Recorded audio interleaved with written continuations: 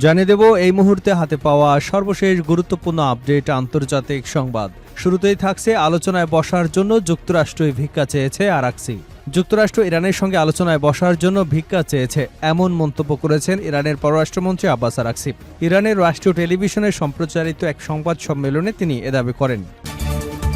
এবারে জানাবো বাবাল মানদেব প্রণালীতে জাহাজে হামলা, 2 পাকিস্তানি সহ নিহত 3। এডেন উপসাগর ও লোহিত সাগরের সংযোগস্থল বাবাল মানদেব প্রণালীতে একটি বাণিজ্যিক জাহাজে ইয়েমেনের হুতি বিদ্রোহীদের হামলায় 3 ক্রু সদস্য নিহত হয়েছেন। জানাবো ইরানকে চাপে ফেলতে নতুন কৌশল যুক্তরাষ্ট্রের। ইরানের বিরুদ্ধে সামরিক অভিযান এবং কূটনৈতিক উদ্যোগে কাঙ্ক্ষিত ফল না পাওয়ার পর ফের কঠোর অর্থনৈতিক চাপ প্রয়োগের কৌশলে ফিরেছে মার্কিন প্রেসিডেন্ট ডোনাল্ড ট্রাম্প। ইরানের উপর নতুন করে বড় ধরনের সামরিক হামলা চালানোর পরিবর্তে নিষেধাজ্ঞা আরও কঠোর করা এবং নৌ অবরোধের মাধ্যমে দেশটির অর্থনীতিকে চাপে রাখার পথ বেছে নিয়েছেন ট্রাম্প। এদিকে ইউক্রেনের আরও 4 গ্রাম দখল নিল রাশিয়া। ইউক্রেনের আরও 4টি বসতি নিজেদের নিয়ন্ত্রণে নেওয়ার দাবি করেছে রাশিয়া। মঙ্গলবার রুশ প্রতিরক্ষা মন্ত্রণালয় এ তথ্য নিশ্চিত করেছে। এবারে থাকছে আলোচনায় ব্যর্থ হলেই যুক্তরাষ্ট্র নিষেধাজ্ঞার আশ্রয় নেয়। ইরানের পররাষ্ট্র মন্ত্রণালয়ের মুখপাত্র ইসমাইল বাঘাই দেশটিকে অর্থনৈতিক নিষেধাজ্ঞার মাধ্যমে শ্বাসরোধ করার বিষয়ে মার্কিন অর্থমন্ত্রীর বক্তব্যে তীব্র সমালোচনা করে বলেছেন, আলোচনায় ব্যর্থ হলেই যুক্তরাষ্ট্র নিষেধাজ্ঞার আশ্রয় নেয়। এবং সর্বশেষ জানাবো মানবতা বিরোধী অপরাধে বাশার আল আসাদের মৃত্যুদণ্ড। সিরিয়ার সাবেক প্রেসিডেন্ট বাশার আল আসাদকে যুদ্ধ অপরাধ ও মানবতা বিরোধী অপরাধের অভিযোগে দোষী সাব্যস্ত করে তার অনুপস্থিতিতেই মৃত্যুদণ্ডের রায় দিয়েছে দেশটির একটি আদালত। 1 দশকেরও বেশি সময় ধরে চলা গৃহযুদ্ধের সময় সংঘটিত নানা নৃশংসতার দায়ে তার বিরুদ্ধে এ রায় দেওয়া হলো।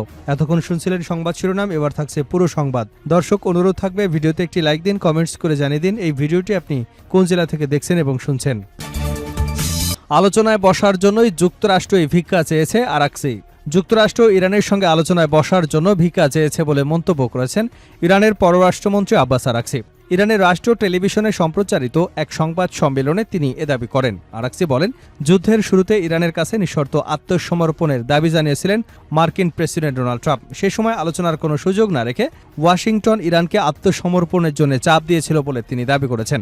ইরানের পররাষ্ট্রমন্ত্রী বলেন, যুদ্ধের শুরুতে মার্কিন প্রেসিডেন্ট সামাজিক যোগাযোগ মাধ্যমে 2টি শব্দ লিখেছিলেন, নিঃশর্ত আত্মসমর্পণ। তার ভাষ্য, সেটি তারা আমাদের কাছ থেকে চেয়েছিল, কিন্তু 20 দিন পর সেই একই শত্রুই আলোচনার জন্য ভিক্ষা করতে শুরু করে। আরাকসির মন্তব্য এমন এক সময় এলো যখন যুক্তরাষ্ট্র ইরানের মধ্যে যুদ্ধ এবং কূটনৈতিক উত্তেজনা ঘিরে এর আগে বিভিন্ন মধ্যস্থতাকারীদের মাধ্যমে দুদেশের মধ্যে বার্তা আদান প্রদানের কথা জানিয়েছিল ইরান। তবে তেহরানের পক্ষ থেকে বারবার বলা হয়েছে, মধ্যস্থতাকারীর মাধ্যমে বার্তা বিনিময়কে সরাসরি আলোচনা হিসেবে বিবেচনা করা যায় না।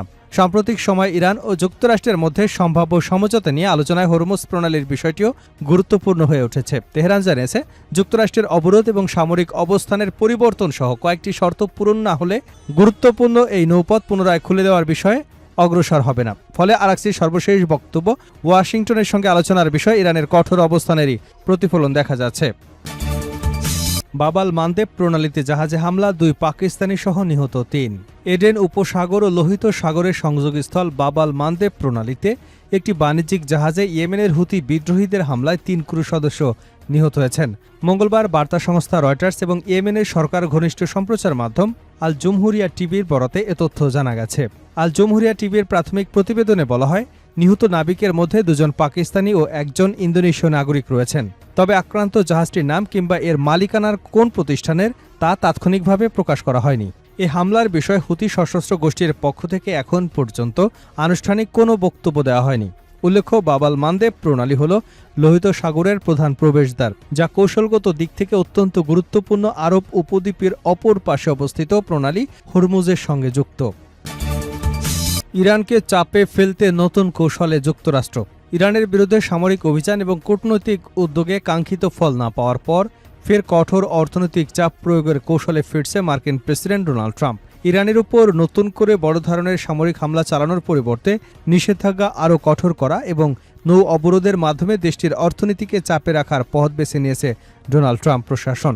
ইরানের অর্থনীতিতে বিদ্যমান নিষেধাজ্ঞার প্রভাব কতটা গভীর হয়েছে এমন পরিসংখ্যান ও তথ্য ট্রাম্পের সামনে তুলে ধরা হয়েছে, এমনটাই জানিয়েছে মার্কিন কর্মকর্তারা। তাদের ধারণা, নতুন করে নিষেধাজ্ঞা আরোপ এবং বিদ্যমান নিষেধাজ্ঞা আরও কঠোর করার মাধ্যমে তেহরানকে ছাড় দিতে বাধ্য করা সম্ভব হতে পারে। তেহরানের পরমাণু কর্মসূচি এবং অন্যান্য ইস্যুতে ছাড় দিতে বাধ্য করা সম্ভব না হওয়ায় সামরিক হামলার পথ বেছে নেয় যুক্তরাষ্ট্র।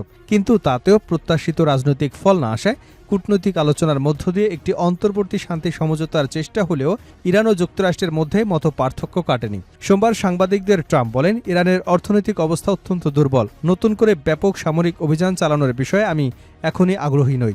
ইরান আরও জানিয়েছে, নতুন অর্থনৈতিক চাপ দিয়ে তাদের অবস্থান পরিবর্তন করা সম্ভব হবে না। ইরানের পররাষ্ট্র মন্ত্রণালয়ের মুখপাত্র ইসমাইল বাঘাই মার্কিন কৌশলকে ব্যর্থতা লঙ্ঘন হিসেবে অভিহিত করেছেন। হরমুজ প্রণালী নিয়ন্ত্রণ এবং আন্তর্জাতিক নৌ চলাচল নিয়ে যুক্তরাষ্ট্র ইরানের বিরোধ আরও জটিল হয়েছে। জ্বালানি পরিবহনের গুরুত্বপূর্ণ এই পথটির উপর দীর্ঘস্থায়ী অচল অবস্থা তৈরি হলে শুধু মধ্যপ্রাচ্য নয়, বিশ্ব জ্বালানি বাজারেও বড় ধরনের প্রভাব পড়তে পারে। প্রণালীটি দিয়ে বাণিজ্যিক জাহাজ চলাচল স্বাভাবিক করার বিনিময়ে যুক্তরাষ্ট্রের কাছ থেকে যুদ্ধের ক্ষতিপূরণ, অঞ্চল থেকে মার্কিন সেনা প্রত্যাহার, নৌ অবরোধ প্রত্যাহারের দাবি করেছে ইরান। ট্রাম্প এসব দাবি প্রত্যাখ্যান করেছেন। এর ফলে ওয়াশিংটন ও তেহরানের মধ্যে সমঝোতার সম্ভাবনা আবারও অনিশ্চিত হয়ে পড়েছে। আন্তর্জাতিক বাজারেও এর প্রভাব পড়তে শুরু করেছে। হরমুজ প্রণালী নিয়ে অনিশ্চয়তার মধ্যে জ্বালানি বাজারে উদ্বেগ বেড়েছে এবং তেলের দামও ঊর্ধ্বমুখী হয়েছে। ইউক্রেনের আরও 4 গ্রাম দখল নিল রাশিয়া। ইউক্রেনের আরও 4টি বসতি নিজেদের নিয়ন্ত্রণে নেওয়ার দাবি করেছে রাশিয়া। মঙ্গলবার রুশ প্রতিরক্ষা মন্ত্রণালয় এ তথ্য জানিয়েছে। খবর টিআরটি ওয়ার্ল্ডের। মন্ত্রণালয়ের দাবি, রুশ বাহিনী খার্কিভ অঞ্চলের শেরবাকি ভগা এবং ঝাপোরিঝিয়া অঞ্চলের নোভোপোলের নিয়ন্ত্রণ নিয়েছে। এছাড়া পূর্ব ইউক্রেনের দোনেস্কো অঞ্চলের ভাসিউতিনিস্কে এবং তোরেতেনেস্কো দখলে নেওয়ার দাবি করেছে রুশ বাহিনী। রাষ্ট্রীয় সংবাদ সংস্থা রিয়া নোভোস্তি রুশ প্রতিরক্ষা মন্ত্রণালয়ের বরাত দিয়ে তথ্য জানিয়েছে। রুশ মন্ত্রণালয় এক বিবৃতিতে বলা হয়েছে, তাসিউতিনিস্কে দুর্গনগরী হিসেবে পরিচিত ক্র্যামাতরস্কের কয়েক কিলোমিটার পূর্বে অবস্থিত এবং তোরেতস্কো দ্রুস্কি ভকা শহরের দক্ষিণ পশ্চিমে অবস্থিত। দোনেস্কো অঞ্চলের রুশ বাহিনী ধীরে ধীরে পশ্চিম দিকে অগ্রসর হচ্ছে। তবে প্রায় 1930 কিলোমিটার দীর্ঘ যুদ্ধাঞ্চলে কয়েক মাস ধরে বড় ধরনের পরিবর্তন দেখা যায়নি।